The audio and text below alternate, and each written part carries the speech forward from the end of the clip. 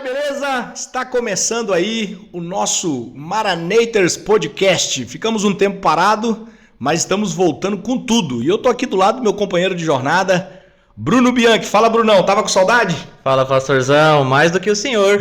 Eu tava ansioso com esse evento e graças a Deus conseguimos retornar. E por que a gente ficou parado tanto tempo? Explica pra galera aí. Nós tivemos aí a Semana Santa, que na verdade foi um movimento evangelístico durante todo o mês de abril, que inviabilizou as nossas gravações. Mas estamos voltando aí com toda a força e hoje nós temos um convidado top de linha. Brunão, você já imaginou o país do futebol, você ter a oportunidade de ser jogador de futebol, jogar com grandes astros em grandes palcos do futebol? Foi o meu sonho em algum tempo da minha vida, foi o sonho de ser jogador de futebol. Você já teve esse sonho também ou não? Chutava latinha na rua, me imaginava Ronaldo, Romário. É o sonho de todos nós, né, quando criança. Agora imagine você, nesse contexto, com a carreira engrenando para ser um jogador profissional, conhecer Jesus e escolher o caminho de Cristo. Que história maravilhosa, né? Muito bom. Então eu tô com uma satisfação aqui muito grande de estar recebendo. Sabe que entre os pastores, ele tem um apelido carinhoso que ele nos chama assim, né? É o amigão. Pastor Elbert. Fala, pastor Elbert, beleza? Graças a Deus, estou ótimo, pastor Douglas. Tudo bem com vocês? É um prazer estar aqui com a galera toda, participando aqui desse podcast. Realmente, assim, é uma alegria poder participar com vocês desse diálogo, esse bate-papo aqui. Quero contar para vocês um pouquinho da história da minha vida. Então, eu quero agradecer o privilégio de estar com vocês aqui. Maravilha. O pastor Elbert é o nosso líder de jovens aqui da Associação Paulista Sudoeste. Aliás, no dia 14 nós temos um evento especial aí. Dá um recado para a galera aí, pastor Elbert, naquela câmera ali. Galera, é o seguinte, nós vamos ter, dia 14 de junho agora, um programa extraordinário. Nós sempre tivemos aqui, né, treinamentos, capacitação para os jovens, pastor Douglas, que gostariam de participar da Missão Caleb no período de férias, né, que é o período de julho.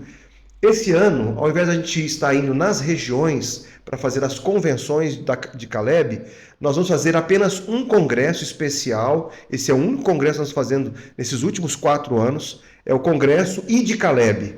E lá nós vamos ter todo o trabalho de capacitação, orientação, nós vamos ter ali palestras plenárias, palestras semiplenárias, e depois do treinamento, da capacitação, de orientação, nós vamos ter vários temas que serão abordados ali por vários palestrantes também, aí nós vamos ter um musical especial, Inoship, que aí é uma galera bacana. Vamos ter. Quem tá vindo aí, pastor? Então, aí que fala aí, eu pastor, sei que ninguém pode perder.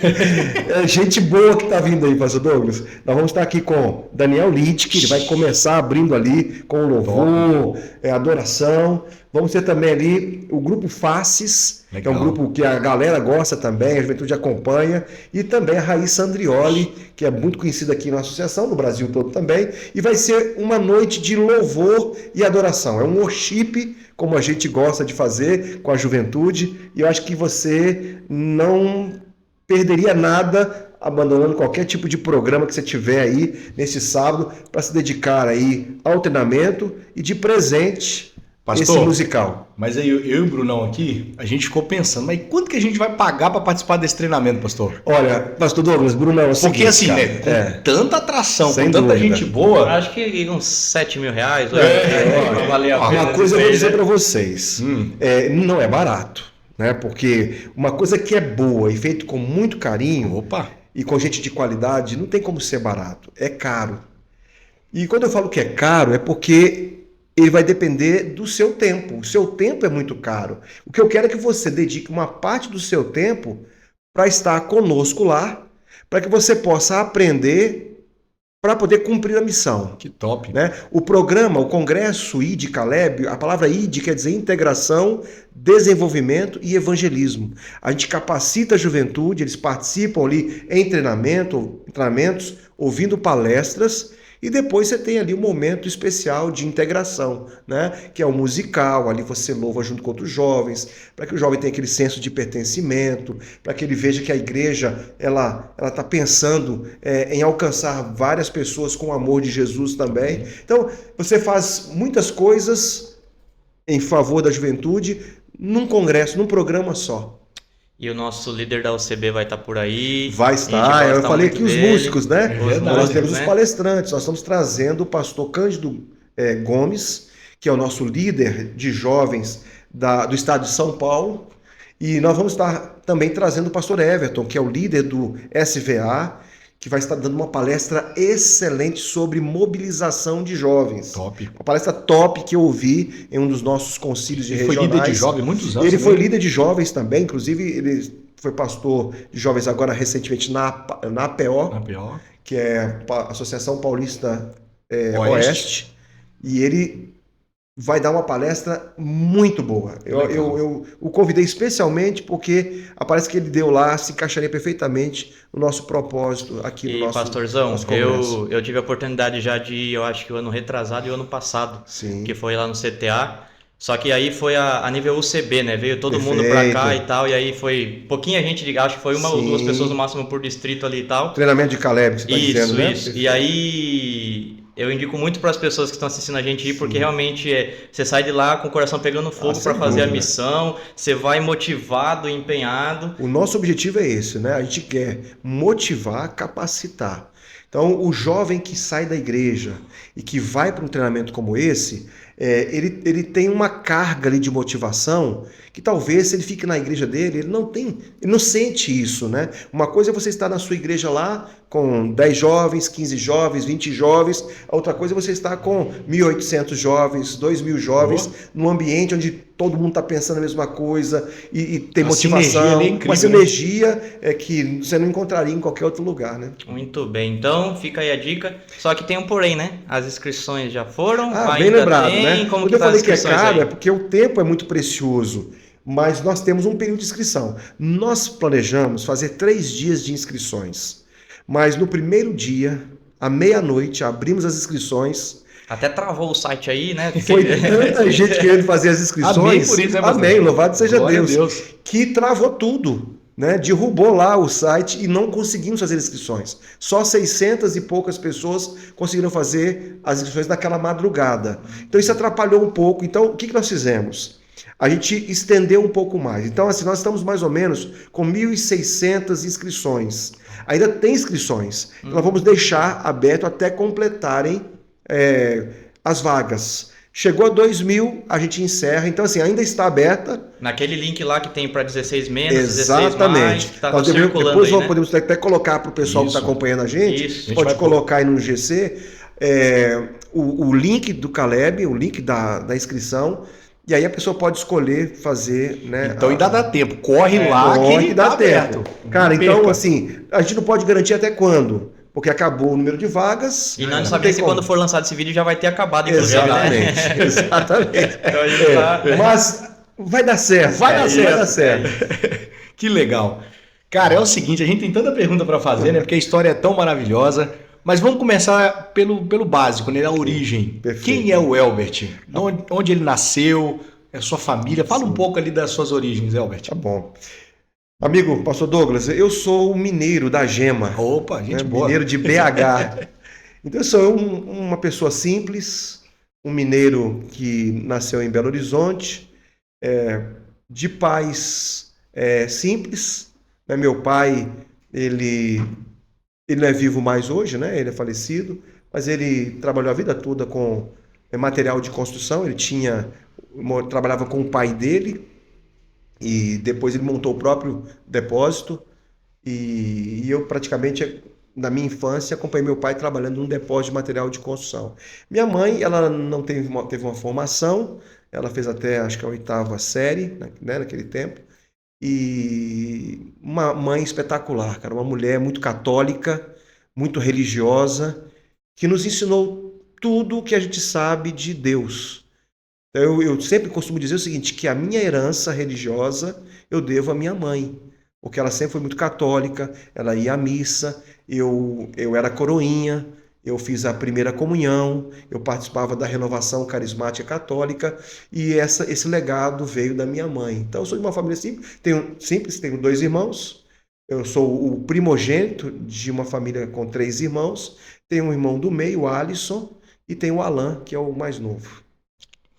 Muito bem. E aí, já passando então desta fase, a infância ali e tal, como que foi na época aí escolar, como que foi a sua época ali de juventude, cresceu com muita gente, como que era esse seu convívio com as pessoas aí, né? Perfeito. Como eu disse para vocês, eu era de uma família simples, né? Então eu morava em Belo Horizonte, num lugar chamado Conjunto Habitacional Antônio Teixeira Dias, que era um conjunto de casas populares. Meu pai fez a inscrição, conseguiu ali, né, a oportunidade de ter aquela casa e pagar de forma, né, parcelada.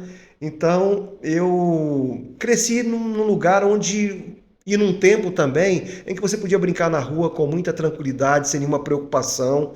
A minha vida era jogar futebol, era brincar de polícia e ladrão, de esconde-esconde, que a gente chamava lá, né? Garrafão, brincadeira do toco. Vocês lembram da brincadeira do toco? Já ouviram falar? Então tinha uma brincadeira em que a pessoa ficava numa posição assim, com a mão no joelho, e você ficava pulando o toco. A gente chamava de cabra cega. Cabra cega, exato. Então, assim, Tinha também tico-tico fuzilado, que era Aí, outra brincadeira rapaz. também. Essas brincadeiras que a gente brincava muito na rua, porque os meninos ficavam muito na rua. Os pais educavam suas crianças, mas assim, eles tinham muita liberdade de brincar. Então eu brinquei Era toda a outros minha tempos, né, infância. pastor? Isso era década de 80? Isso na década de 80. Ali, Eu tenho hoje 28 anos, então eu peguei o finalzinho dessa Exatamente, época aí, né? cara, Então 2000 pra frente já começou Começou a ficar mais complicado, os pais começaram a se preocupar mais com os filhos. Mas eu brincava o dia inteiro, eu brincava de futebol assim o dia inteiro. Eu só ia pra escola, quando eu chegava em casa, almoçava. Já Cara, era rua, pra brincar e se divertir com os amigos, né? Era uma época muito legal. E como que assim, lógico, né? Como toda criança brasileira, Sim. todo menino, né? Sim. Que gosta de futebol, sonha em ser jogador. Quando que você percebeu assim que você tinha um talento especial no futebol? Ou as pessoas falaram, opa, eu vou escolher sempre o El pro meu time que ele joga mais. Como é que foi isso aí, pastor? Cara, então, olha, eu sempre, desde bem pequenininho, eu demonstrei muito desejo de jogar futebol. Logicamente, quando eu era criança, eu não sabia disso, que eu tinha um talento para o futebol. Mas eu, com 11 meses de idade, eu comecei a dar os primeiros passos. 11 meses. E eu me lembro que eu ganhei uma bola, né, de plástico do meu pai, e eu ficava o dia inteiro brincando com aquela bola. Então, assim, era uma paixão muito grande. Eu fui crescendo e todo o presente que eu queria receber do meu pai no Natal tinha a ver com futebol. Era jogo de botão, né, meu pai comprava pra gente o estrelão que a gente chamava, que era aquele campo pra gente jogar. E qualquer coisa que envolvia futebol, ele me dava, eu gostava. Era meião, era short do Brasil, camisa oficial da seleção brasileira. Então, assim, eu cresci nesse meio. Nesse ambiente. Então, quando eu saía de carro com meu pai e eu passava nos campos de várzea, aí eu olhava o pessoal brincando ali, né, os garotos brincando com uniforme, jogando ali. Falava, pai, eu quero jogar também, posso jogar? Eu falei, não, você está muito novo ainda, mas quando você tiver idade, eu vou levar você para poder fazer um teste na escolinha. E quando eu tinha 9 anos de idade, aí meu pai me levou para um campo de várzea para fazer um teste num time ali do bairro, e aí eu comecei a jogar ali. Só que eu comecei a perceber que eu tinha talento desde criança, desde muito pequenininho, né? E as pessoas que ficavam falando, né? Porque eu brincava na rua, aí o pessoal falava assim, cara, esse menino joga muito, né? Cara, olha só, cara, ele dribla bem, ele faz isso. E deve ser gostoso ouvir isso, né? Porque Você tá eu e o doido, pastor cara. Douglas, coitado, né? Eu acho que é raro ouvir isso, né? Mas é muito Eu só bom. jogava porque eu levava a bola. Mas deve ser muito bom ouvir. Não, Nossa, esse ele tá moleque falando isso, mas o joga, pastor né? Douglas é humilde. Ele é humilde. Eu já joguei bola com ele, ele entende do negócio. Ele conhece do métier. Isso aí é um centroavante, que se a bola cair no pé dele, ele guarda. Isso aí é bom. Pode perguntar, Bruno. E aí então tu começou a jogar bola desde novo e tal, e assim, Isso. como que o senhor começou nesse negócio de campo de futebol e tal? O senhor já montou seu primeiro time? Como que foi essa experiência? Eu fui fazer um teste num time chamado Teixeirinha, que era do bairro lá, né? E ali eu comecei a me destacar entre os meninos, porque realmente eu era diferenciado de fato, né? Eu percebia que eu tinha um dom para jogar futebol. E aí as pessoas começavam a falar, cara, por que você não faz um teste no Cruzeiro, cara? Por que você não vai no América? Por que você não vai no Atlético? Porque eu era de Belo Horizonte, então esses eram os times Era mais fácil, que né? eles poderiam me sugerir.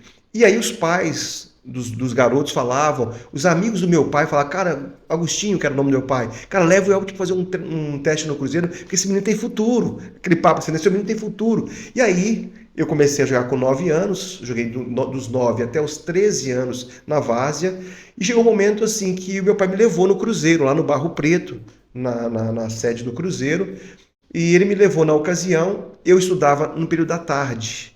ele me levou num período de férias, porque eu não estava estudando à tarde, por isso eu poderia fazer o teste. Porque todo o treinamento do Cruzeiro era à tarde. Então eu fiz um teste e passei no teste. Só peneirão. tipo o que eles chamam de peneira, né? Só que eles pegaram meus dados, tudo aquilo que precisavam para eu poder continuar no Cruzeiro. Só que como era férias, eu fiz o teste, mas não pude voltar porque ia começar as aulas.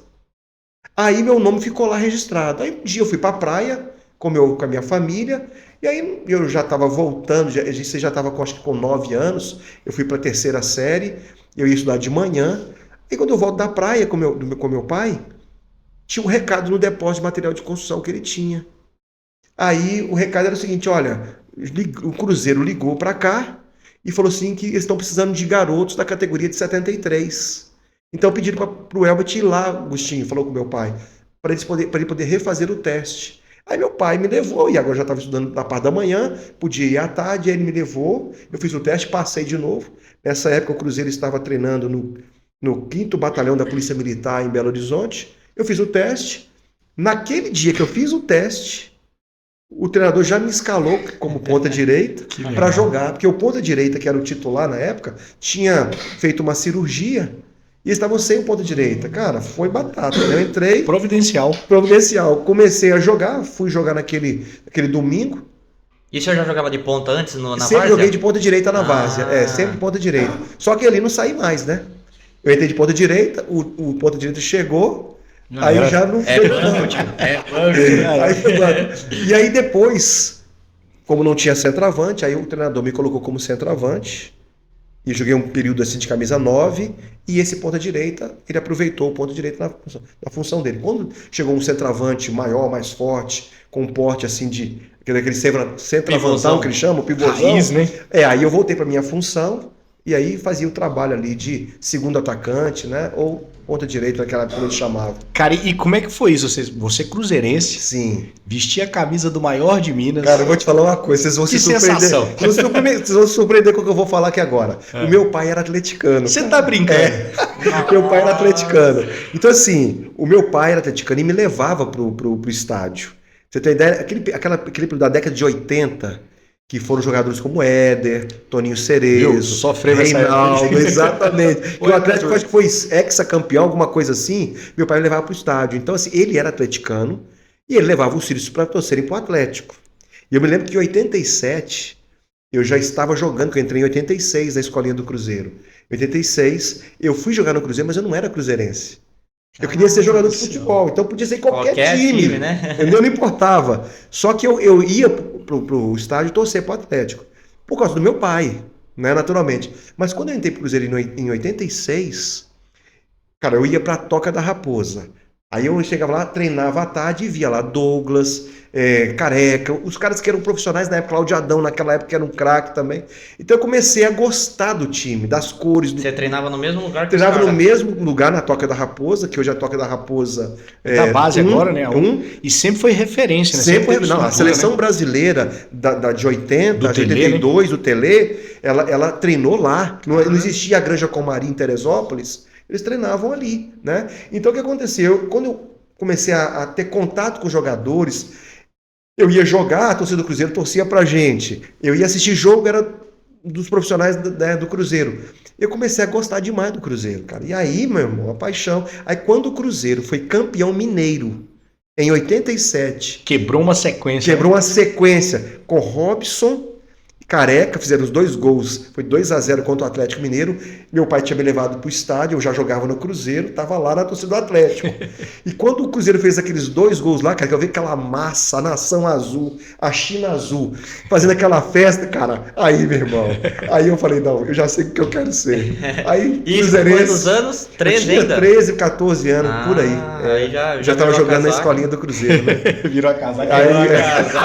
Então é o seguinte, ó, você não tem como escolher, né, quando você nasce. Mas depois você pode escolher, você faz uma boa escolha. É igual meu filho. Meu filho, eu tô educando ele lá pra ser o time que eu torço, mas ele já tá começando a falar de outra coisa, já tá começando a E aí, incrivelmente, assim, meu filho, o mais novo, os 2 filhos, eu tenho 2 filhos, né? Eu tenho o mais velho que não liga pra futebol. Ele gosta de filmes, gosta de outras coisas, música.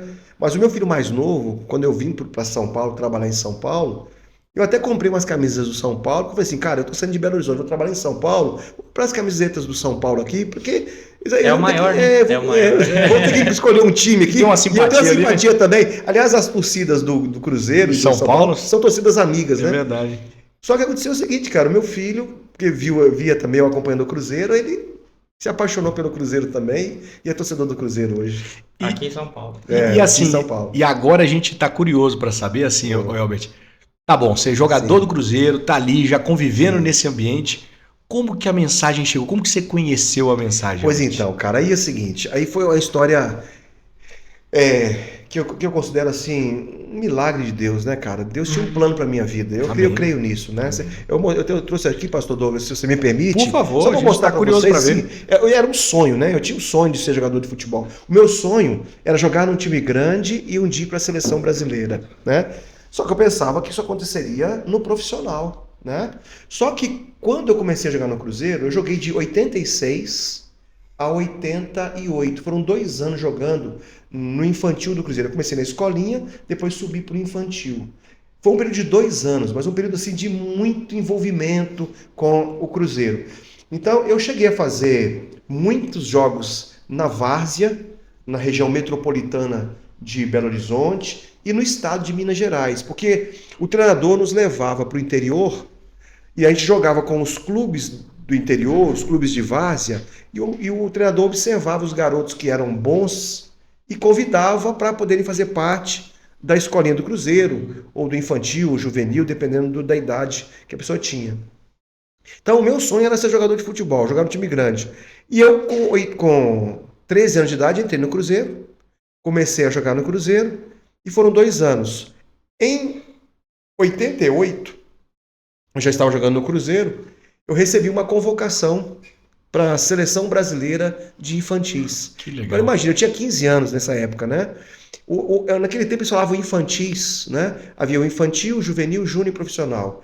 Hoje existem outras nomenclaturas, né? Hoje é sub-15, sub-17, sub-20 e por aí vai. Então nessa ocasião, quando eu estava chegando lá no Barro Preto, que a gente pegava o ônibus, ia para a Toca da Raposa, para passar toda a tarde treinando, o treinador veio em minha direção, o ônibus estava desligado, os garotos estavam todos do lado de fora ali do ônibus, e o treinador veio em minha direção e falou assim, Albert, meus parabéns, estendeu a mão para mim. Ele nunca tinha me dado os parabéns assim na frente dos meus colegas, era muito raro isso acontecer. Aí eu fiquei um pouco constrangido e falei assim, mas meus parabéns por quê? E estava todo mundo olhando para mim, todo mundo já sabia da notícia. Aí ele pegou na minha mão e falou assim, Albert, meus parabéns, porque você acaba de receber uma convocação para participar da Seleção Brasileira de Infantis. Cara, imagina um garoto de Com 15 anos... né, velho? que Fantástico. sonhava ser jogador de futebol, jogar no time grande, um dia para a seleção brasileira, recebeu uma notícia dessa com 15 anos de idade. Aquilo para mim foi um negócio assim sensacional, né? Espetacular. Aí eu comecei a viver o meu sonho, né? Quando eu estava indo para a Granja Comari, porque aí o treinador falou assim, ó, você vai ter que tirar as fotografias do passaporte, vai ter que preparar toda a documentação, seus pais vão ter que assinar, você é de menor, vocês vão viajar para a Granja Comari, no Rio de Janeiro, vão passar 10 dias ali num período de treinamento, e aí depois vocês vão para a Europa. A gente ia fazer alguns jogos de preparação, porque aconteceria as eliminatórias na Bolívia em 89 e o Mundial aconteceria em 90 na Escócia. E esse período aí, a seleção brasileira foi convocada para fazer alguns amistosos, porque nesse período era o centenário da ESSO. E a ESSO completaria 100 anos e para comemorar o centenário, eles convidaram os meninos do Brasil para fazer alguns jogos ali na Europa, né?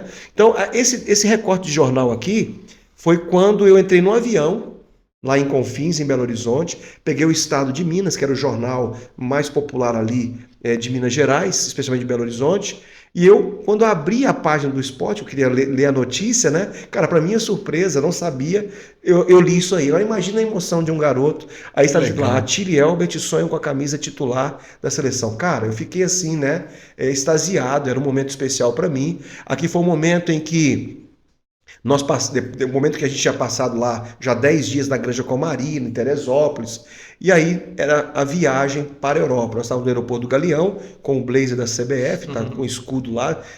A foto não é uma foto tão boa, porque é uma foto mais antiga, né? Sim. Mas foi quando a gente viajou para a Europa. Então nós viajamos para a Europa, Aí minha mãe colecionou esses recortes de jornais, né? Que me deu a oportunidade de poder apresentar, e quando eu conto a minha experiência, eu mostro, né? Então, isso foi dia 9/3/1988, né? Legal. Seleção infantil do Brasil enfrenta a Inglaterra hoje. A gente jogou contra a Inglaterra no estádio de Wembley. Depois a gente vai mostrar para vocês aqui também essas imagens aqui através da foto. Jogamos em Wembley, em Londres. Depois nós viajamos para Aberdeen, na Escócia. Aí fizemos um jogo contra a seleção da Escócia. Depois viajamos para Cardiff, em País de Gales.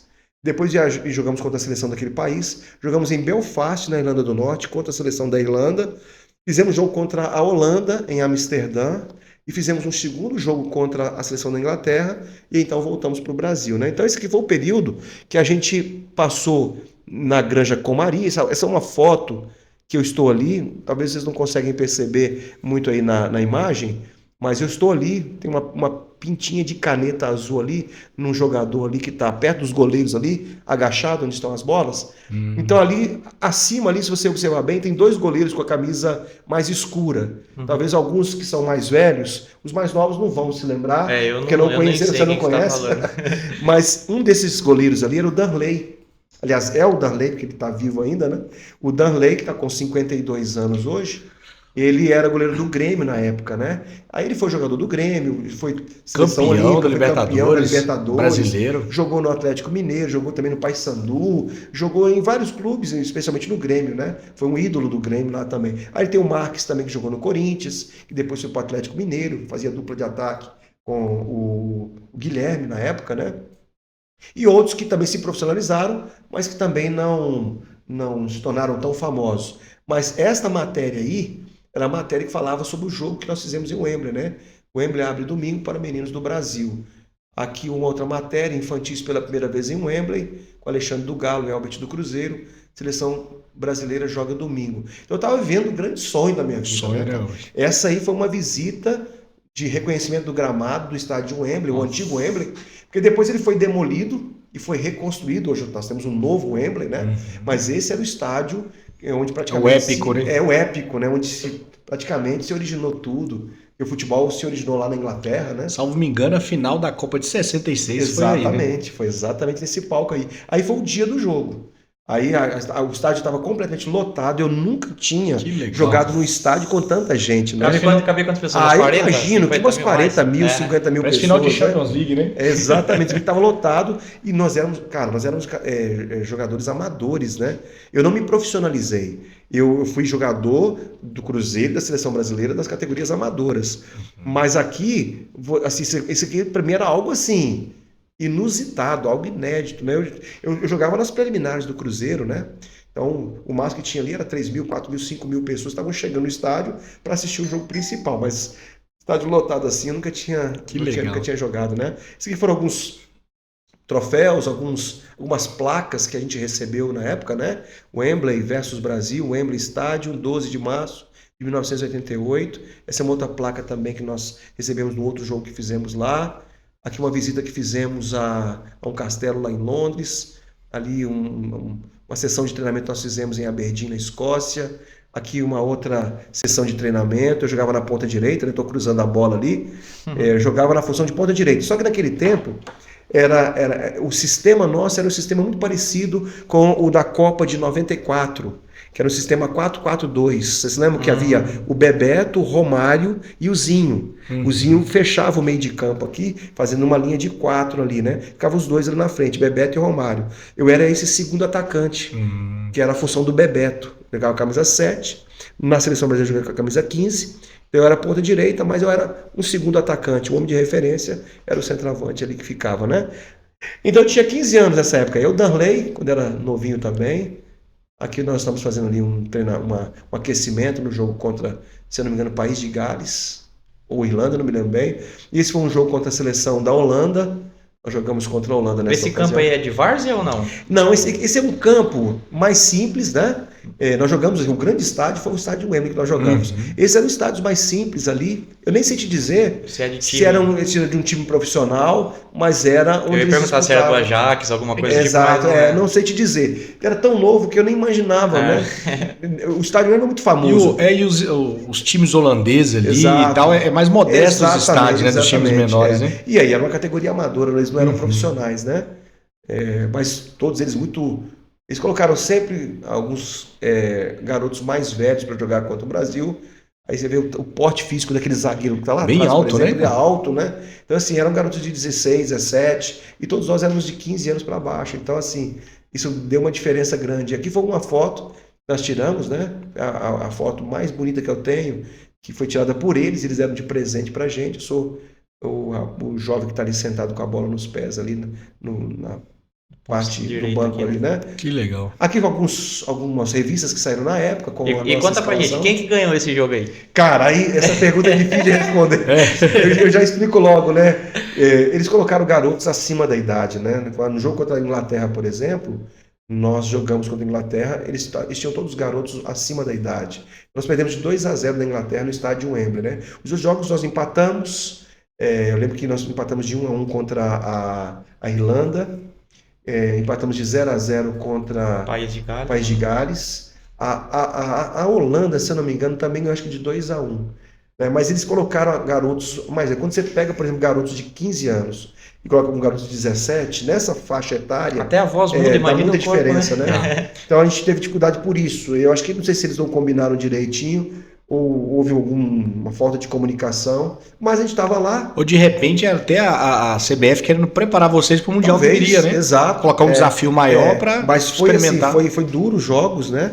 Mas foi muito boa, né, a experiência lá e com certeza tinha muita gente boa aí, né? Olha o nome do Olha, Albert aí no Brasilzão lá. Top, O né? Danley, né, na parte de cima ali. Danley, Você tem um gaúcho. nome ali também do Marques, que jogou no Corinthians, depois no Atlético Mineiro. Max. Então, aqui uma outra partida também nós jogamos 2 vezes contra a Inglaterra. E aí foi o que você perguntou, né, pastor? Como é que foi que Olha, cara, deu no como jornal. é que foi que mudou isso? Isso aí foi uma matéria que saiu na Revista Adventista, Ah, que legal. de setembro de 1989. Como é que Um ano aconteceu depois. isso? Como é que aconteceu? Quando eu fui convocado para a seleção brasileira, eu já tinha iniciado um curso da Bíblia com os adventistas. Eu tinha um colega de classe chamado Otávio, e o Otávio começou a me falar que estava fazendo um estudo bíblico com os adventistas. E da nossa casa até a nossa escola, ele foi me falando de um estudo bíblico que ele tinha tido no domingo, isso era segunda-feira. E ele falou assim, cara, eu estudei um estudo aqui sobre o milênio, os 1000 anos de paz, vão passar com Jesus no céu. Eu falei, cara, com ele, Otávio, eu nunca ouvi falar de 1000 anos de paz, eu estou na minha igreja há 15 anos, nunca ouvi falar. Como é que é isso? Aí ele começou, me deu um estudo bíblico praticamente, ele não era adventista, estava estudando a Bíblia também.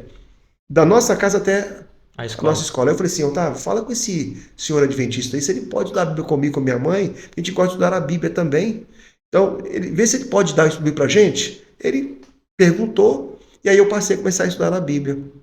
Fizemos um pequeno grupo na minha casa e começamos a estudar. Quando eu recebi a convocação para a seleção brasileira, eu deixei, já estava na lição 19 de um curso da Bíblia chamado Bíblia Fala. Então eu já sabia tudo sobre igreja, sobre o perdão, amor, volta de Jesus, alimentação, guarda do sábado. Então, Você lembra quantos estudos tinha isso? eram 24 estudos, 24, né? já estava no Já estava praticamente nos finalmente ali, terminando o estudo. Então, quando eu fui para a seleção, eu fui com essa mentalidade. Eu tenho que guardar o sábado, eu quero ser cristão, eu quero me batizar. Teve jogo no sábado lá ou não? Teve jogo no sábado lá, e foi uma luta para mim, porque eu já sabia sobre o sábado. Falei, cara, não tá certo isso aqui, eu não queria jogar, mas o sonho, aquela coisa toda, aquela luta, né? Um grande conflito Foi um mesmo, conflito literal. que eu passei naquele momento, o que eu vou fazer da minha vida? Mas, cara, uma convicção de que eu tinha que obedecer a Deus, sabe? Aquilo mexeu muito comigo. Então, quando eu voltei da seleção, eu passei a frequentar a igreja adventista, mas não era batizado. Aí, num sábado à tarde, no sábado de manhã, eu ouvi um sermão do instrutor bíblico que me dava o estudo bíblico, e ele me convidou para assistir um batismo na igreja sede do nosso distrito. E aí eu fui. Minha mãe não pôde ir, mas eu fui com ele. E naquela tarde de sábado, nós estávamos ali assistindo um programa, era um seminário sobre o Espírito Santo. o evangelista da associação estava dando o seminário, o pastor distrital estava acompanhando lá na porta da igreja, o seminário, a igreja estava lotada, e o pastor evangelista falava sobre as maneiras como o Espírito Santo atua na vida das pessoas, né? Ele foi pregando, naquela tarde, sábado, 15 pessoas foram batizadas. Aí no final do batismo, o pastor fez um apelo, ele dirigiu ao grupo, né, à igreja, e falou assim: eu gostaria de convidar aqui à frente todas aquelas pessoas que estão sentindo o toque do Espírito Santo na vida, que sentiu um chamado especial, que pretendem se batizar no futuro próximo, não hoje, mas quem sabe no futuro próximo. Queria convidar você para vir aqui à frente, que eu quero orar por você. Aí eu estava sentado assim na quarta fileira de bancos. Cara, naquele momento, depois de ouvir falar sobre o Espírito Santo foi trabalhando, né? Cara, quando ele fez o apelo, cara, eu não sei nem como isso aconteceu, cara. Fui impelido. Eu levantei sem pensar muito. O Espírito Santo pegou, quando ele fez o convite, eu já estava fisgado ali, né? Porque a Bíblia diz assim que Deus opera em nós tanto o querer quanto efetuar. O desejo, quem coloca no nosso coração é o próprio Deus, é o próprio Espírito, né? Uhum. Então, cara, ele despertou aquilo em mim, cara. Eu levantei e fui para frente.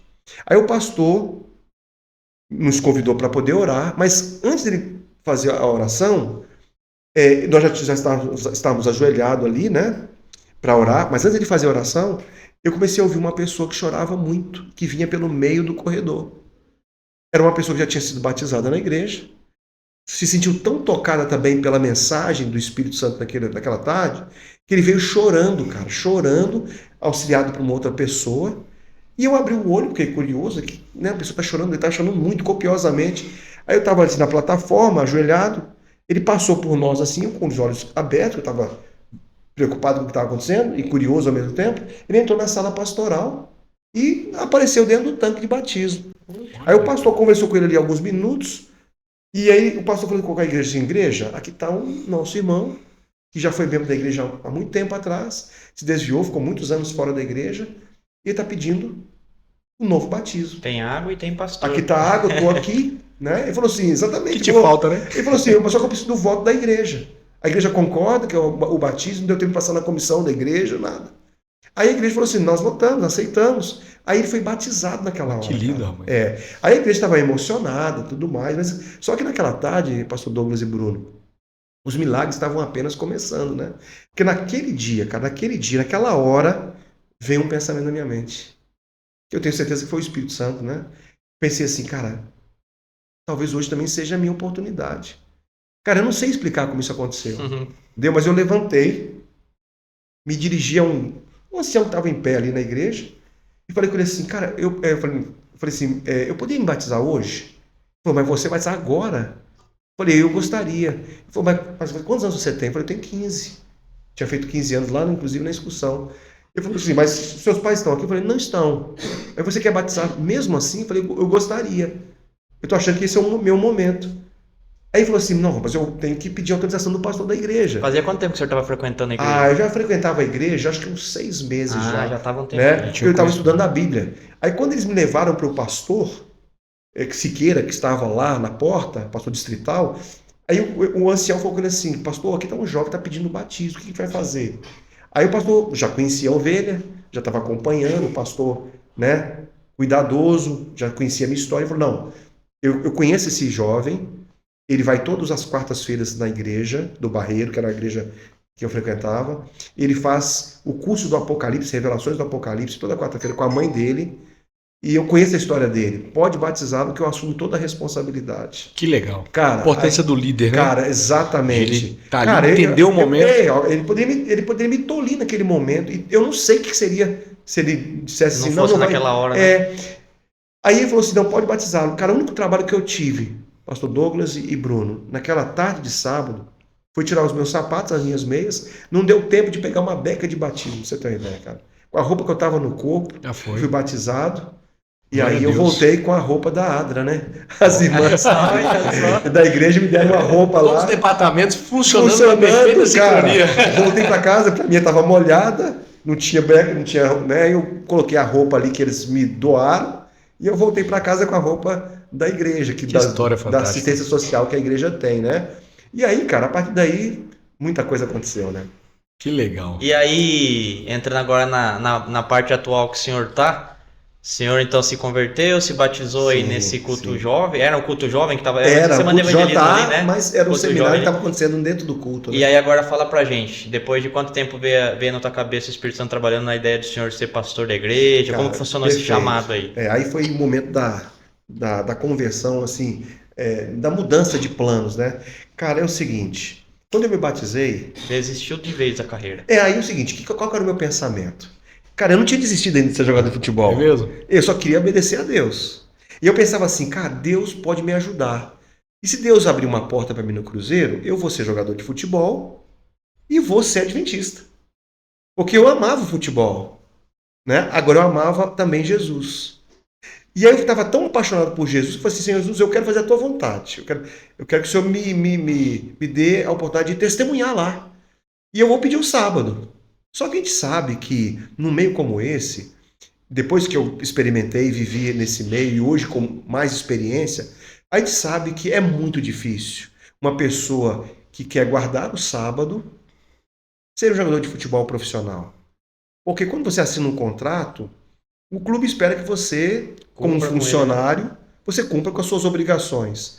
E qual é o time de futebol que vai contratar um jogador, por melhor que ele seja, e dispensá-lo em momentos tão importantes como uma final de um Não dá, campeonato, né? né? Ainda mais um campeonato de pontos corridos, que todo jogo é importante. Então, assim, eu comecei a perceber que seria muito difícil. Mas quando eu me batizei, eu fui na segunda-feira. No primeiro treinamento, eu já procurei no final do treinamento o meu treinador, que já era o Silvinho, que já era o treinador da categoria 5, cara da escolinha, tinha ido para o infantil. Eu chamei o Silvinho e falei assim, Silvinho, eu no próximo sábado eu não vou jogar mais. Ele falou, mas como assim? Eu falei, porque eu me batizei na igreja adventista, a partir de agora eu vou guardar o sábado.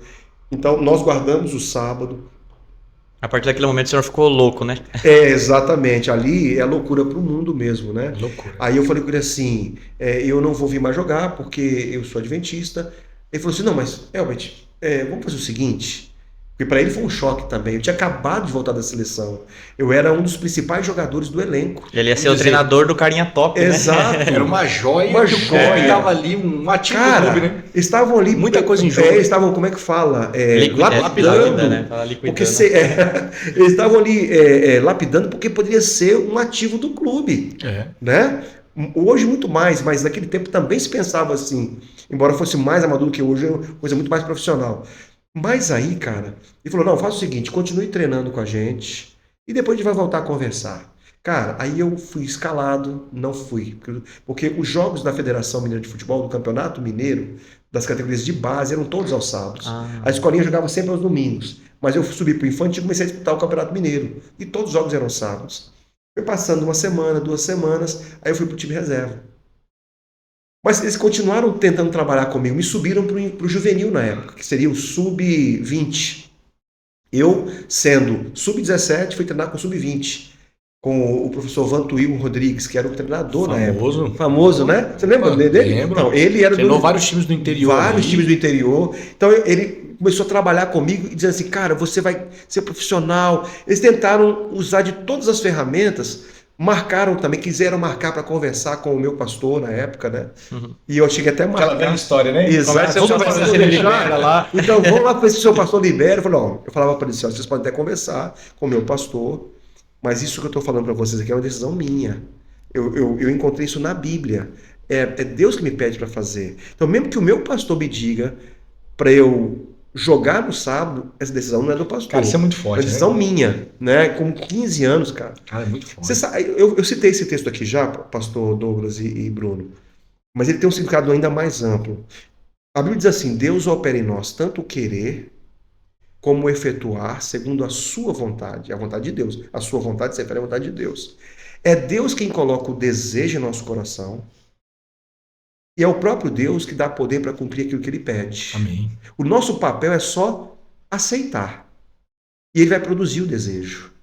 Então, assim, quando Deus faz um milagre na vida de uma pessoa, ele não faz um milagre pela metade.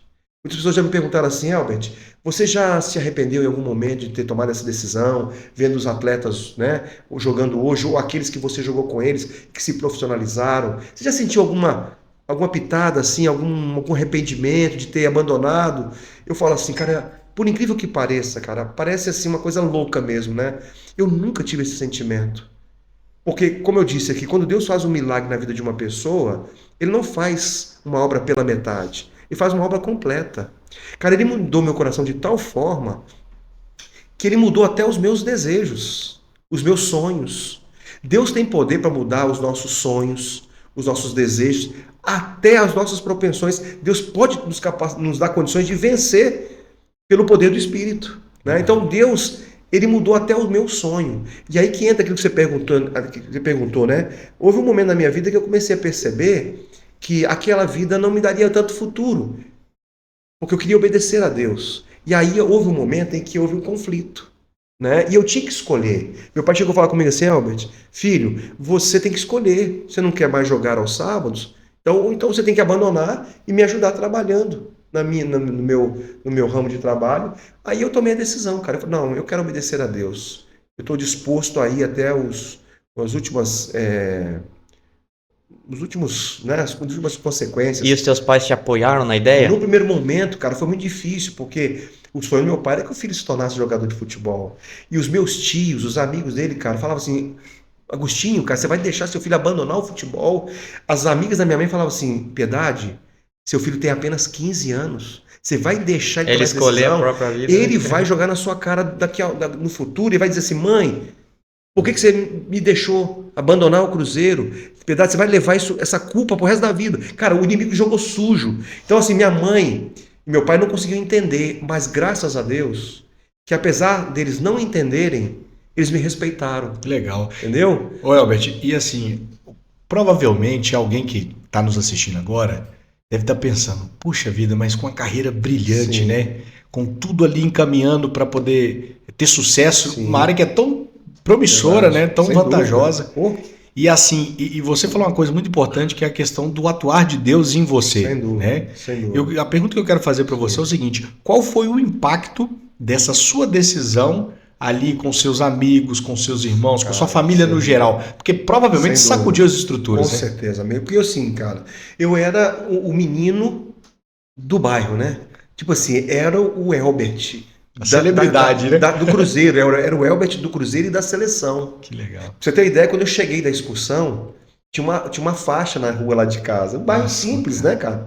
Então tinha uma faixa lá: Elbert, você é o orgulho do nosso bairro. Puxa, Então, assim, isso é o demais. bairro todo sabia que eu era um atleta do Cruzeiro e que era um atleta de seleção Do Brasil. brasileira. Eu jogava nos campeonatos ali do bairro. Então era assim, conhecido como jogador do Cruzeiro e depois da seleção. Então, o impacto foi grande demais, né? O impacto foi grande no Cruzeiro, ninguém entendeu, ninguém entendia.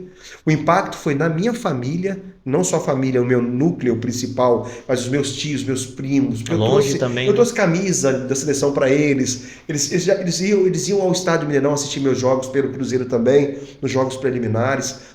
E foi um impacto também na própria igreja. A igreja também viveu um momento assim: cara, um rapaz, um jovem aqui de 15 anos abandona a seleção brasileira para ser adventista. Então, Isso reavivou a fé de muita gente. muita né? gente. Então, assim, foi muito difícil esse período, muito difícil. Eu só tinha conforto quando eu ia para a igreja, eu confesso, que a pressão era muito forte.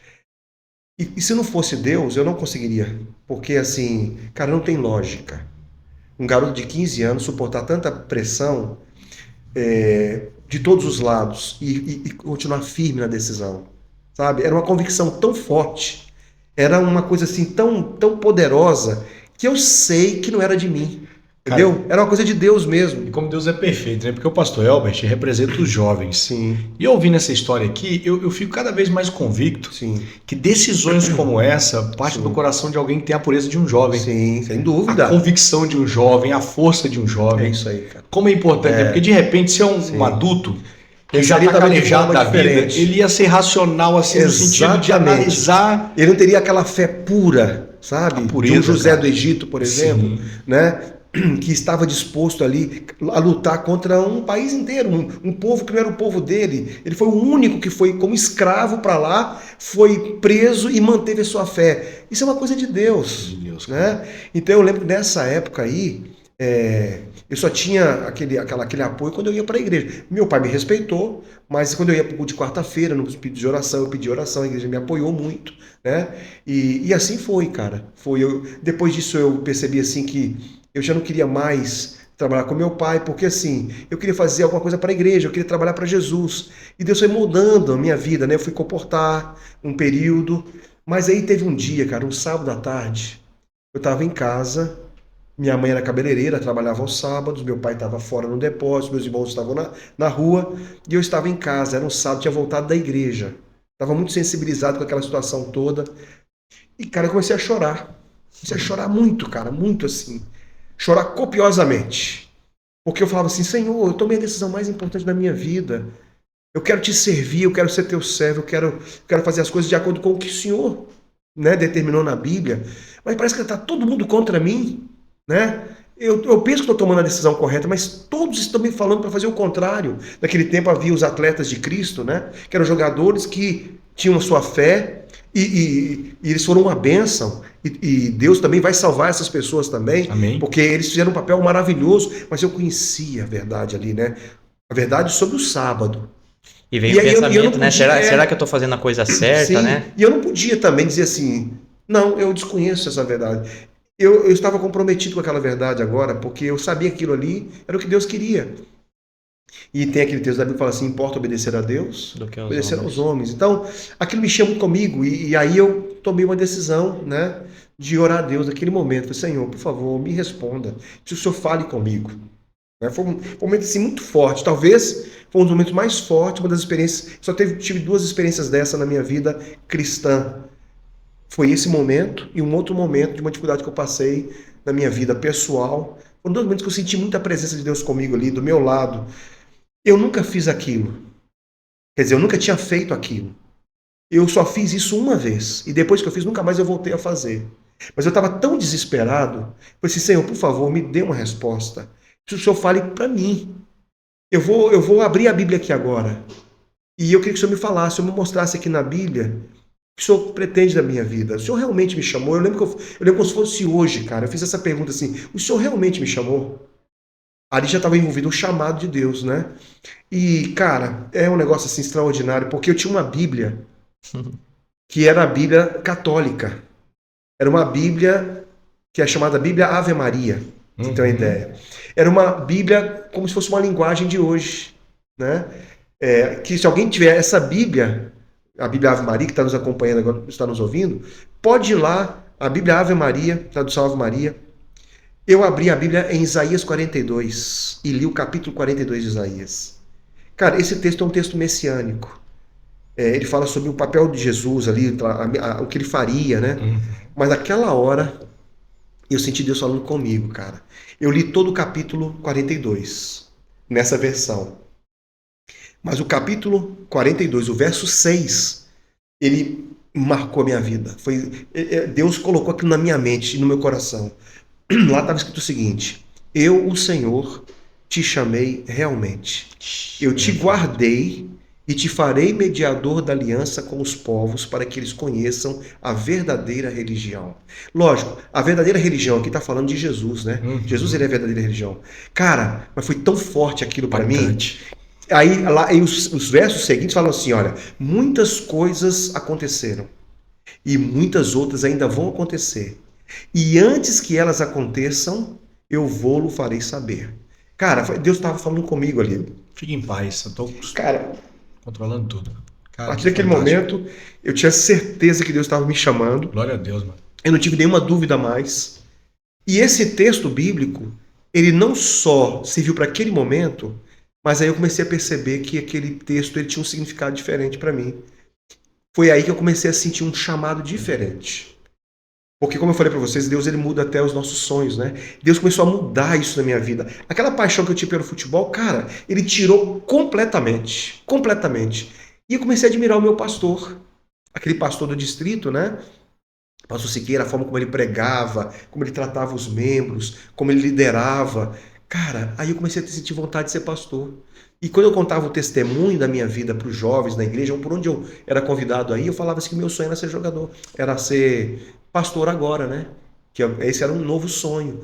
A associação ficou sabendo e a administração da Associação Mineira Central se reuniu e os 3 administradores solicitaram uma bolsa de estudos lá no IAN, na Bahia, para que eu pudesse estudar lá, trabalhando no departamento da Xerox. Eu pagava o meu trabalho lá, né? E o restante era a bolsa que eu tinha. Que legal. E assim eu fui, cara. Deus abriu a porta. E ali eu fui realizar um sonho, me tornei pastor, e aí a minha vida pastoral, ministerial, teve sua continuidade, né? Pastor, eu acho que o senhor está motivando muitos jovens, porque Sim. eu estou aqui emocionado e Sim. contagiado com a sua história. E o que eu acho que eu mais gostei foi que realmente Deus ele muda os nossos sonhos. Muda, cara. Às vezes a gente tem algum sonho Sim. que tá focado nisso e tal. Inclusive Sim. eu tava. Sim. Depois desse podcast eu vou sair daqui diferente, viu? Amém, Eu vou sair cara. diferente Louvado seja porque Deus. a gente tem Que sonhos bênção. e sonhos e sonhos. Verdade. E aí fica a dúvida, né? Será Sem que dúvida. realmente eu tenho que realizar esse sonho, eu tenho que correr atrás e tal? E aí. O senhor me falando aí que Deus ele muda os sonhos, isso foi sensacional. Obrigado, eu agradeço cara, aí. eu que agradeço. A juventude com certeza tá edificada com Amém. esse episódio. E aí a história não para, né? A história não Eu para. costumo dizer o seguinte, Bruno, que nós temos que sonhar o sonho de Deus. Às vezes a gente sonha os nossos sonhos, né? A gente deve sempre perguntar assim, Senhor, quais são os teus sonhos para mim? Né? Porque Deus tem os planos para cada um de nós, né? Você vê, cada um de nós aqui tem uma história e Deus está usando cada um de uma maneira diferente, né? E vai continuar usando daqui para frente. Talvez você que esteja me ouvindo agora nesse podcast, Deus quer te usar muito. Só que você precisa se dispor a fazer e perguntar para Deus assim, Senhor, o que o Senhor quer? Né? Me mostre, e Deus vai mostrar. Ele vai abrir portas, ele vai proporcionar oportunidades para que a gente possa cumprir o propósito que ele estabeleceu para a nossa vida, né? Então, a história continua. Eu me tornei pastor, né? E nesse período eu fui pastor associado de jovens lá em Belo Horizonte. Depois eu fui capelão, fui pastor de jovens também dos universitários em São Paulo. Me tornei líder de jovens lá no NASP, São Paulo também. Me tornei departamental de jovens, fui pastor distrital durante muitos anos. Esse é o 30º ano, tenho 30 anos de ministério, estou completando Que agora, jornada, né? hein? Então eu passei assim, fui departamental de jovens aqui da Paulista Sul, fui pastor de jovens lá da União Norte Brasileira, trabalhei no norte do estado, voltei para ser pastor do IASP aqui, né? Também trabalhando com uma comunidade que tinha muitos jovens num contexto de internato, né? Universitário.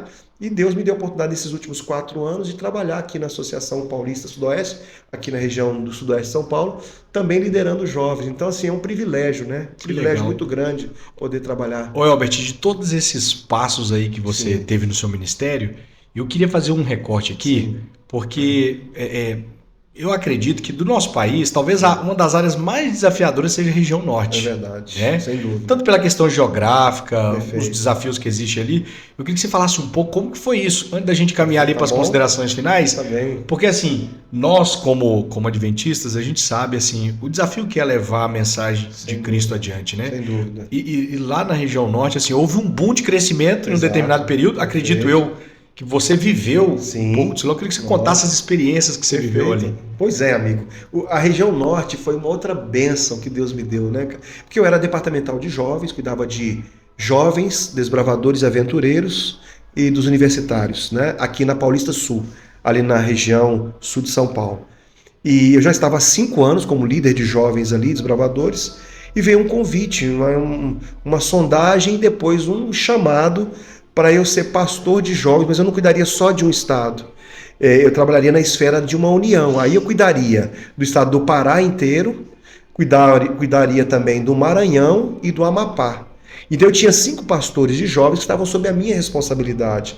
Então eu passei mais a trabalhar como uma espécie de um tutor, como um orientador, um treinador, cuidando dessa parte, sendo ali um porta-voz do líder da divisão sul-americana da América do Sul para o estado, para esses 3 estados, a região norte, que é a região que eclesiasticamente cobre ali o Ministério Jovem.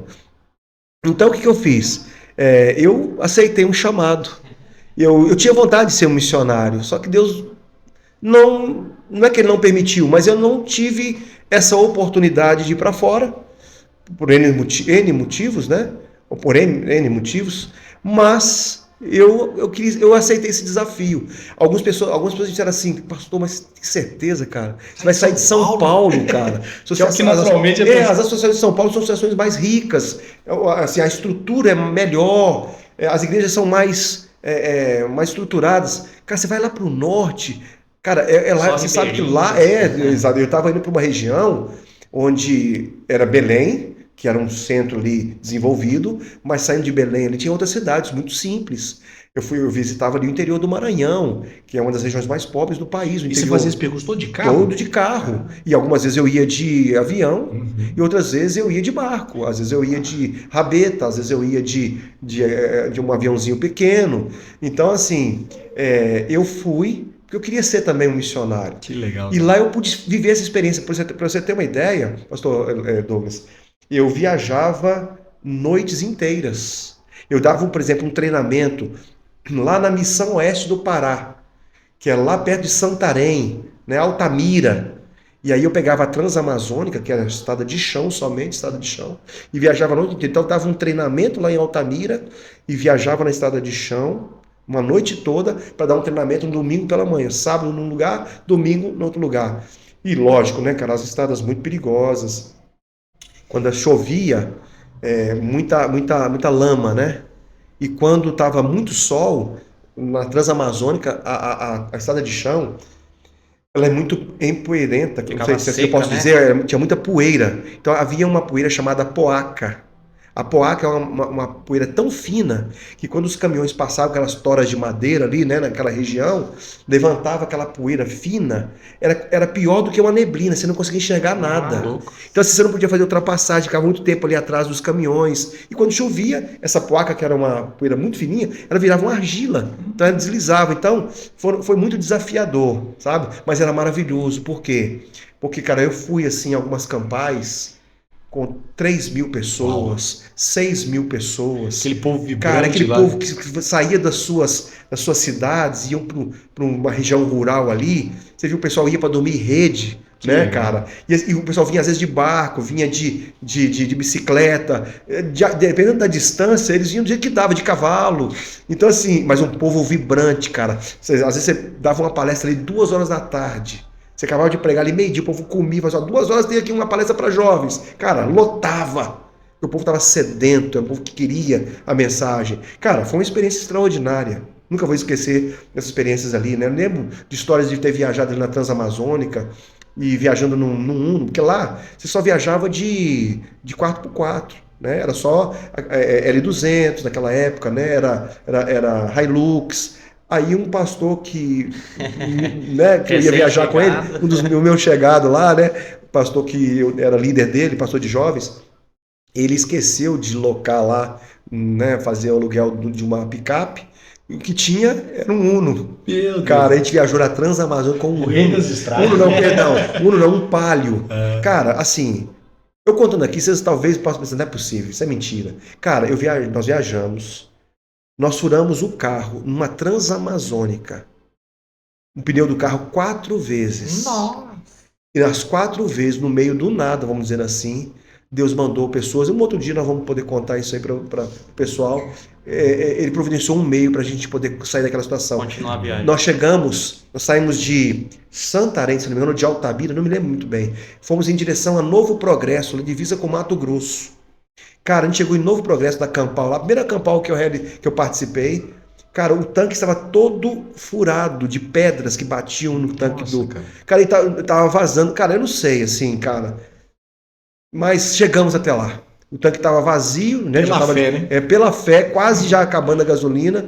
E depois a gente teve a oportunidade antes de voltar, ir no mecânico para ele poder fechar ali, né? Um vazamento que estava no tanque. Mas são coisas assim que só quem experimenta e vai é que sabe que realmente isso aí é uma coisa que Deus atua mesmo, né? E faz milagres. Muito bem, muito bem. Fale pra gente agora da sua família atual. Você falou dos seus pais, da sua mãe, pois né? Então, Fale cara, já isso. da família atualmente, como que tá construída aí a família. Então, olha, só para vocês terem uma ideia, Deus é tão bom, que você falou do impacto, né?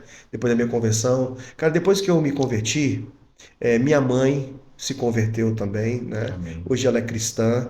O meu irmão do meio, o Alisson, ele já está frequentando a igreja, Glória ele está a Deus. lutando com relação ao trabalho. Uhum. Mas o sonho dele é se batizar na igreja. E Vamos meu irmão orar mais, por ele. orem por ele. Oremos por ele, inclusive, Isso. no treinamento, né? Exatamente. Nós oramos por ele, né? Você estava comigo lá, quando eu pedi oração pelo Alisson e pelo Alan, mais Pelo novo. Alan. O Alan hoje está passando um momento muito difícil. Ele está numa clínica de recuperação, né? Ele, muito jovenzinho, ele se envolveu com drogas, mas ele pediu ajuda. Hoje está numa clínica, está muito feliz, está assim, ouvindo a palavra de Deus lá. Glória a Deus. E eu tenho certeza absoluta que Deus vai fazer um trabalho na vida da minha família, além da que já fez, né? Além das obras que já fez. E eu tenho esperança de que minha família toda vai ser de Jesus em breve, né? Amém. E eu tenho hoje, por exemplo, esse livro aí, né? Deus me deu o privilégio, quando estava lá na União Norte, cuidando dos jovens, eu escrevi esse livro pensando nos desbravadores, aventureiros, mas principalmente os desbravadores. E eu faço aqui um paralelo da vida cristã com o jogo, né? Então, como fazer um gol de placa e vencer o jogo da vida.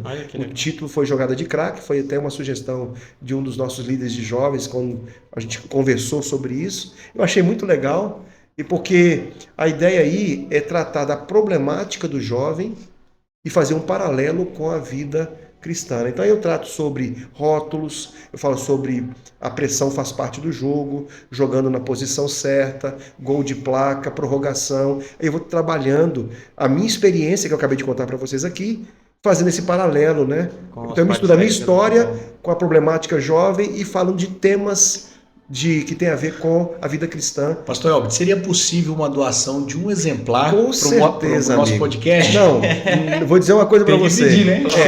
Não só mas eu vou doar 5 para que durante a programação Glória a Deus, aqui. benção. Eu não tenho em casa hoje, mas eu vou comprar lá na Casa Publicadora. A gente que consegue comprar na Casa Publicadora. A Casa Publicadora, você pode, se quiser comprar, pegar a nota fiscal, a gente vai acertar com vocês. Então, no departamento eu vou dar esse presente para vocês. Benção. Então eu vou fazer um desafio. Para você que assistiu até aqui, é uma bênção condicional, Perfeito. pastor. Isso, ótimo. Se você Boa. assistiu até aqui, você vai comentar aí. Eu quero Perfeito. o livro Jogada de Craque. Quem escreveu, os 5 primeiros que escrever, Pronto. serão contemplados aí com essa linda história Não, do pastor 5 Elber. não, eu quero um pra mim, eu vou já comentar o meu.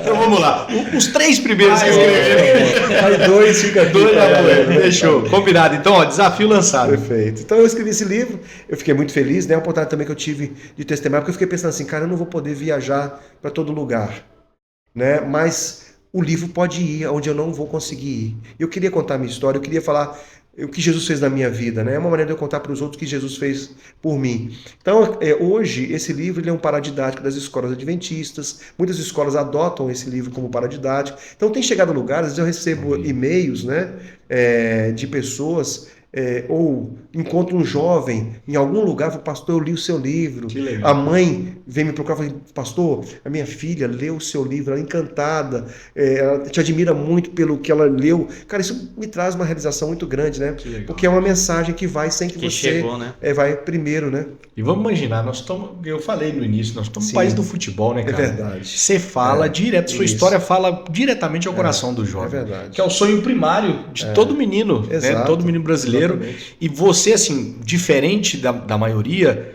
cara, você teve nas portas Exato. de realizar o sonho, mas escolheu Jesus. Isso é Exatamente. muito forte. E sabe o que é mais legal? Eu conheço várias pessoas que jogavam bola e parou de jogar porque, sei lá, torceu o joelho, não tem mais condição Sim, de joelho e tal. sim. Agora, por opção própria, né? Exato. É exceção muito rara de Como é que acontecer. são as coisas, né? A gente fica pensando assim, eu sei que quando a gente for para o céu, Jesus vai mostrar pra gente quais seriam os 2 caminhos. Não, um a gente vai saber, né? Que eu expliquei o caminho que a gente escolheu. Mas eu acho que Jesus vai mostrar pra gente qual seria nosso caminho, qual seria a nossa vida se a gente escolhesse Trilhasse o o outro contrário. caminho, né? Cara, pode ser que eu me tornasse um profissional, poderia ir para a seleção brasileira, mas como você mesmo falou, cara, eu poderia quebrar uma perna, eu poderia sofrer um acidente. Cara, nada me garantiria também que isso era certo na minha vida. Então, assim, compensa servir a Deus de qualquer forma. Porque mesmo que eu fosse jogador, né, de futebol, tem um texto da Bíblia, eu gostaria de compartilhar com a galera que está nos ouvindo agora, Por favor. que é um texto que está em Marcos, se não me engano, capítulo 8, que diz assim, aquele que quiser vir após mim, tome cada um a sua cruz e siga-me. Não tem como a gente ganhar a Jesus e ao mesmo tempo ganhar as coisas do mundo. Em algum momento você vai ter que abrir mão de alguma coisa que você ama muito no mundo para você abraçar Jesus. Não tem como você ter Jesus e ao mesmo tempo aquilo que te mexe com o seu coração lá fora. E aí ele diz assim, olha, cada um tome a sua cruz e siga-me. E diz mais assim, olha, o que aproveitaria o homem? Ganhar o mundo inteiro, ser rico, famoso, estou aqui, né, fazendo aqui uma aplicação. O que adiantaria o homem ganhar o mundo inteiro e perder a sua alma? Ou seja, perder a vida eterna. E o que daria o homem pela sua alma, ou pela sua vida, ou vida eterna? Daria qualquer coisa para ter a vida eterna. Aí ele diz assim, no mesmo texto, aquele que se envergonhar de mim e das minhas palavras, também o Filho do Homem se envergonhará dele quando vier na glória de seu Pai. Cara, qualquer sacrifício que a gente fizer aqui nessa terra por amor a Jesus terá uma recompensa. Amém. E uma grande recompensa. Porque quem vai nos recompensar é o próprio Deus. Glória a Deus. Porque ele não vai se envergonhar de nós. Ele vai nos honrar. Porque se a gente honrou ele aqui, ele vai nos honrar quando ele voltar. Amém. Tem mais foto para mostrar pra gente? As últimas fotos aqui, essa foto de quando eu fui líder de jovens desbravadores, né? Lá na Paulista Sul, em São Paulo. Era bem mais novo. A Paulista Sul é do Colégio NASP ou não? Isso, aquela região do NASP, São Paulo ali, né? Aqui foi quando eu fui pastor da igreja do IASP, aqui já em Hortolândia, era o pastor sênior da igreja, né? E aí foi um dia mundial dos bravadores, né? E aqui é minha família. Que legal. Né? Minha esposa é enfermeira. O Vitinho, que está ali no meio, hoje ele é médico, já é formado, casado. O Igor fez direito e agora está terminando psicologia. O filho mais velho está terminando psicologia esse ano. Que bênção. Essa aí é a bênção que Deus me deu, né, cara? Além de tudo que ele me deu de bom, ele ainda me deu essa família, essa herança linda aí. São os meus filhos e minha esposa. Cara, eu acho que essa foto é bem emblemática, é quando você pensa assim, fui bem sucedido. Exato, tá, cara. aqui, né? É isso aí, amigo. Realização. E eu vou dizer uma coisa pra você, pastor Douglas e Bruno. Essa é minha família, né, mano? Então, assim, o meu papel é levar essa família para o céu, né? Meu papel como líder e sacerdote é lógico que a gente vai levar uma vida inteira para poder dar exemplo, ser referência. A gente não é perfeito e, eventualmente, todos nós fazemos as nossas escolhas, né? Mas o discipulado é para a vida toda. Então, enquanto eu for pai, eles podem estar com 20 anos, 30, 40, 50... eu vou viver meu discipulado sendo exemplo e tentando orientá-los, né? Por mais que eles se tornem adultos e façam as suas próprias escolhas, você me dizer para eles, olha, o caminho é esse. Né? O meu exemplo estou dando aqui. Isso eu tenho que ficar firme até o fim. Vai dizer para eles, olha, eu fui até o fim, vocês podem ir também. Né? Amém, cara. Uau! E aí, Bruno, valeu a pena? Eu acho que a gente voltando, né? Cara, olha, louvado seja Deus, cara. Bom, nessa parte final, amigão, a gente dá a oportunidade. Sim. E eu quero aproveitar aqui e falar o coração do jovem que está nos assistindo. Né? Eu tenho certeza que muitos, assim como nós aqui, se emocionaram. E assim, a gente fica pensando, né? Que é só de fato, como você mesmo falou, Elber, o poder de Deus, o querer de Deus e o efetuar de Deus em nossa vida, no nosso coração. Então eu queria que você aproveitasse esse momento final aí para dar as suas últimas considerações, mandando um recado, em primeira instância, para os seus jovens, né, o seu rebanho aqui da Paulista Sudoeste, mas como eu sei que hoje com a internet a gente alcança tantos lugares, né? É possível, cara, que nesse exato momento tem um menino com a chuteira no pé, com a bolinha do lado, sonhando, né? Tá numa Copa do Mundo, mas ao mesmo tempo que é conhecedor da verdade e vive esse dilema de conciliar o sonho daqui e o sonho de Deus. Perfeito. Então eu acho que esse menino foi amplamente impactado, assim como os demais, mas ele mais ainda com o teu testemunho. Eu queria que você mandasse um recado pastoral, como pastorzão que eu sei que você é, direto ao coração dessa galera aí. Pessoal, e agora mais especificamente para você que está me ouvindo agora. A gente, quando é jovem, a gente pensa que a gente é eterno. Eu lembro quando eu estava com meus 16 anos, com meus 15 anos, eu achava que eu viveria para sempre. Só que o tempo vai passando, né? E quando Jesus olha para a nossa vida, ele olha com uma perspectiva diferente da nossa.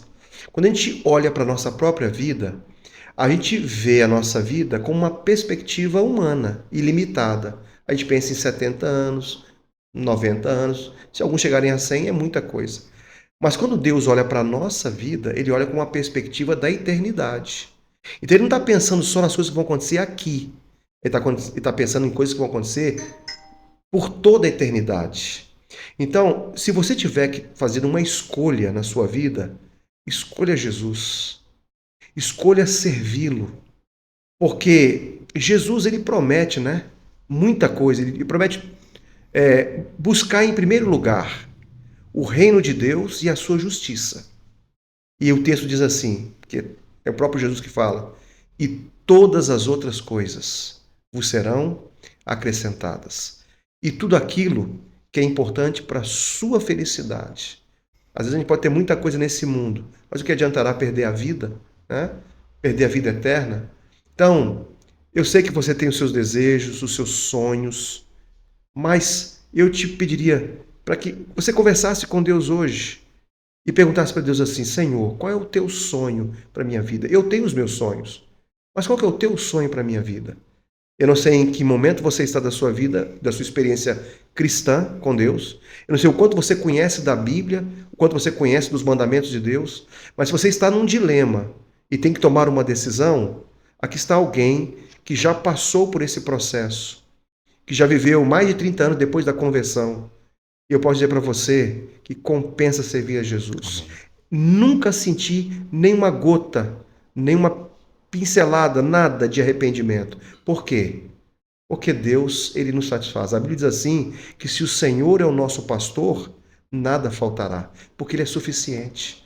A gente pode te dar felicidade, alegria. Então, faça a vontade de Deus, obedeça os mandamentos de Deus e você vai ser muito feliz. Amém. Aquele recado power aí, um desafio para a galera, Brunão. Muito bem. O pastor Elbert, ele é muito conhecido, né? Tem aí vários contatos, várias pessoas. Então, pastorzão, eu te peço uma ajuda. Quando a gente lançar esse vídeo, sai compartilhando com a galera a tua história. Além do livro chegar nas mãos das pessoas, agora também esse podcast pode alcançar muito também pessoas.